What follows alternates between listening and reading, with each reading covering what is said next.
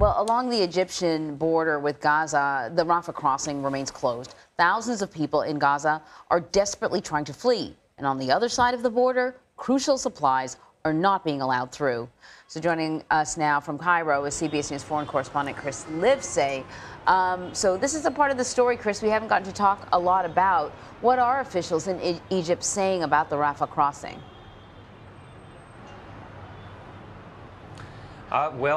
They say they want to allow aid to enter, and they haven't been able to reach a deal yet with Israel. For its part, Israel wants to allow those Palestinians with foreign passports to be able to leave, but it appears they're still hashing out the terms of that deal. Meanwhile, we have over 100 aid trucks that are idling on the Egyptian side of the border that can't get in. So, you know, it's a big question now, thinking about what President Biden just said with regard to $100 million in U.S. aid going to the Palestinians. Where will it go? How will it actually enter the Gaza Strip, where people need it the most, if that crucial crossing, the Rafah gate at the border with Egypt, remains closed on both sides? Chris, you've covered the region for a number of years. You're now in Egypt, in Cairo, as we indicated to our viewers. President Biden, in his speech, said, I thought it was important, the vast majority of Palestinians are not members of Hamas, but he also said that the Palestinian people are suffering greatly. And we've seen protests around the region in other Arab countries against the Israeli military actions in Gaza, and yet we have not seen, what we haven't seen yet is those states, Egypt, Jordan, agreeing to even allow refugees into their countries. In other words, you see a lot of posturing and a lot of public statements about what Israel is doing and the suffering of the Palestinian people. But the reality is that even before this action, refugees, the folks that were in Gaza, found it incredibly difficult to ever even leave Gaza under the best of circumstances. It is called the world's largest open-air prison because they were essentially trapped in the Gaza Strip. So what are you hearing about that side of the story?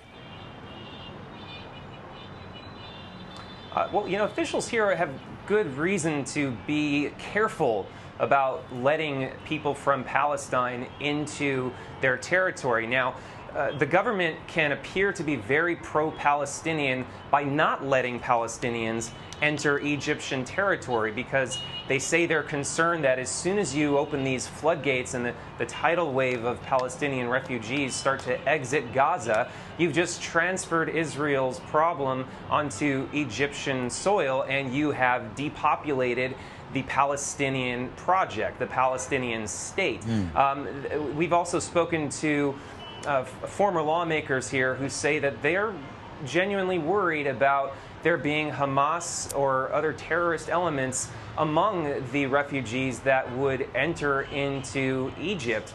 Keep in mind that the border with Egypt and Israel on the Egyptian side of the border, the Sinai Peninsula, is a part of Egypt where the country has been waging a bloody war for several years now with its own homegrown Islamist insurgency that has links to Hamas. So if you were to allow a large number of Palestinians to then enter Egyptian soil, they might continue to wage attacks on Israel. And what would Israel then be inspired or forced to do?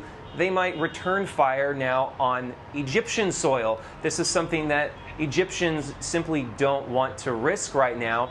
We also heard from former officials speaking very candidly that it is inevitable that these Palestinian refugees will ultimately have to come here. They just need to give the appearance of having their hand forced. In other words, Egyptian President Sisi now is saying, no, this will not happen, this will not happen. But deep down inside, the Egyptians are worried that there could be a human stampede. They only have 750 Egyptian security personnel there at the border, and by international law, they're not allowed to have more based on previous treaties. They could be overwhelmed simply by human force of those Palestinians trying to get out, and they're not going to allow that they're not going to allow Palestinian refugees to stream into Egypt until it appears that their hand has been forced, according to these former officials we've been speaking to. That's really fascinating. You know, there are so many factors that we just are unaware of. But I kept on thinking, you know, what about foreign nationals? I think it's estimated there might be between 500 and 600 American citizens in Gaza. I mean, why not sort of a limited amount of people who have someplace else to go?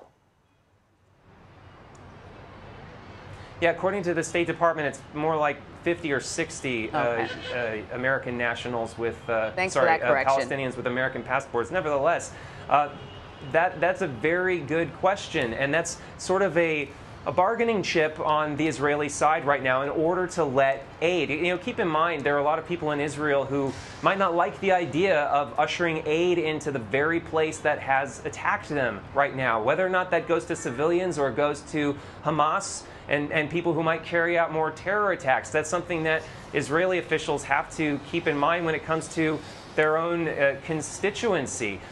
We've also heard from people within the Israeli government saying that so long as there are Israeli hostages still being held in the Gaza Strip, that nothing else should be allowed to enter the Gaza Strip, and that includes this crucial life-saving aid. Chris Livesay, with some really, I mean, fascinating details there that, you know, you really paint an excellent picture of, again, what we've been talking about all morning long, all week long, is the nuance in this story and how everything isn't as cut and dry as people would want them to be. You want to see people, you want to see the suffering ending. You want to see people be able to find a place where they can keep their children and their families protected, but not everything is so black and white as oftentimes it seems, even for us in the media. So Chris Livesay, thank you very much for that reporting. As always, my friend, stay safe. We appreciate it.